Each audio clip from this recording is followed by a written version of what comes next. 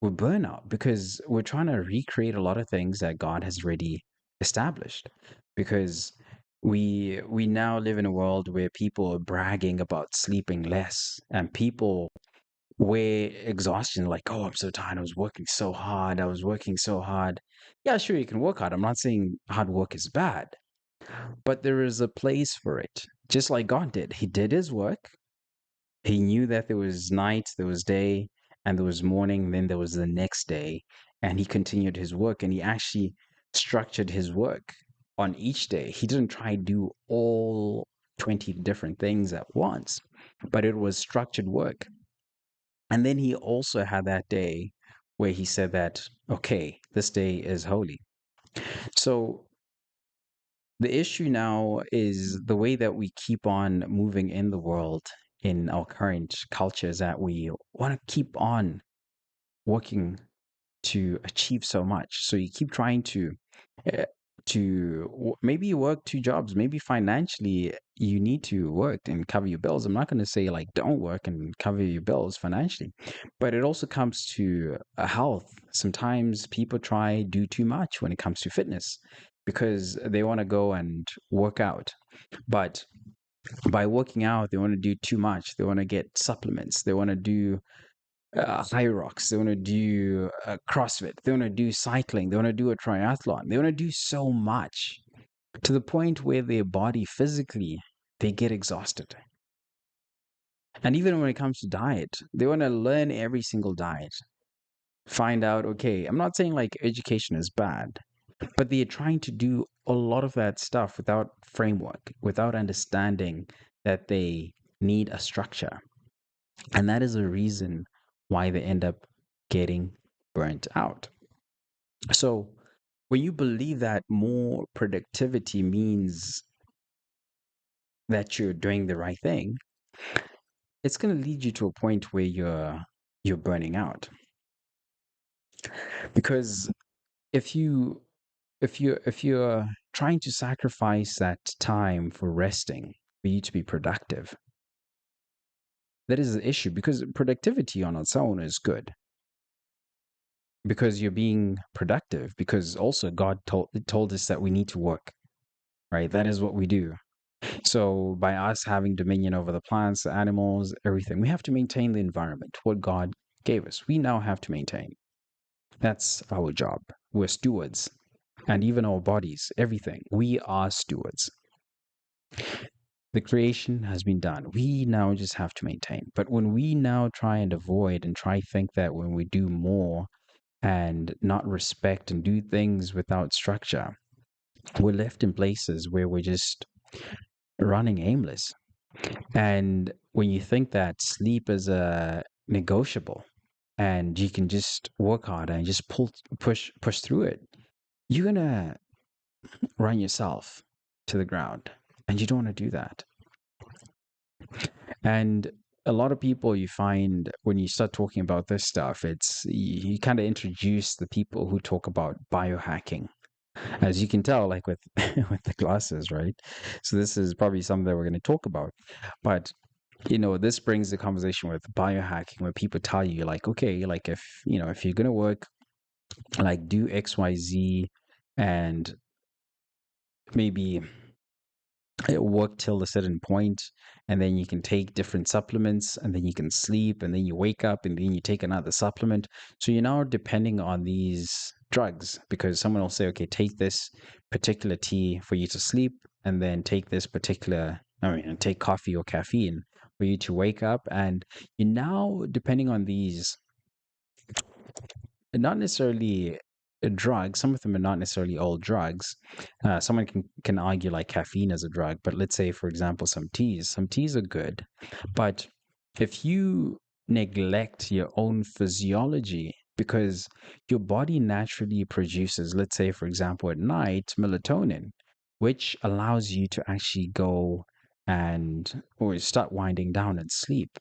But the way that it releases melatonin, it also means that you have to set the environment for it to be released.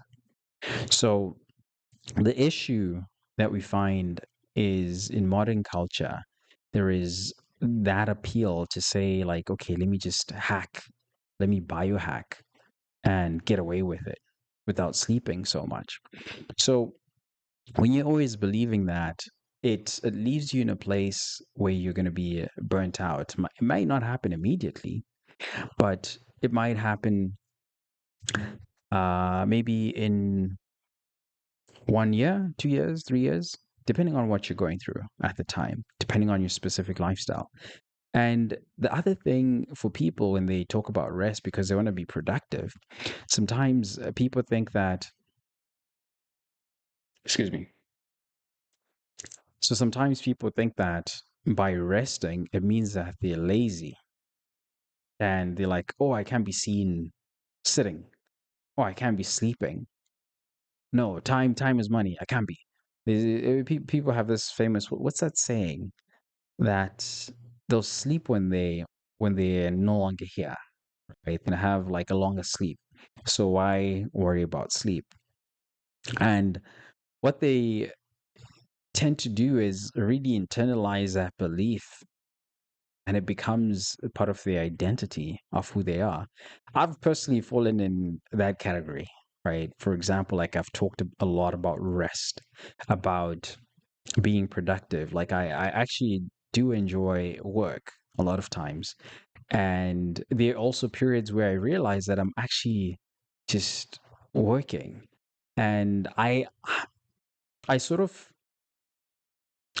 I sort of what can I say? Because it's about habits, right? I think about life and the way that we do things in in a context of we do there's certain things that we personally can control as people. We can't control everything because there are moments when we're in certain environments, our behaviors are influenced by the environments that we're in and the thoughts that we think.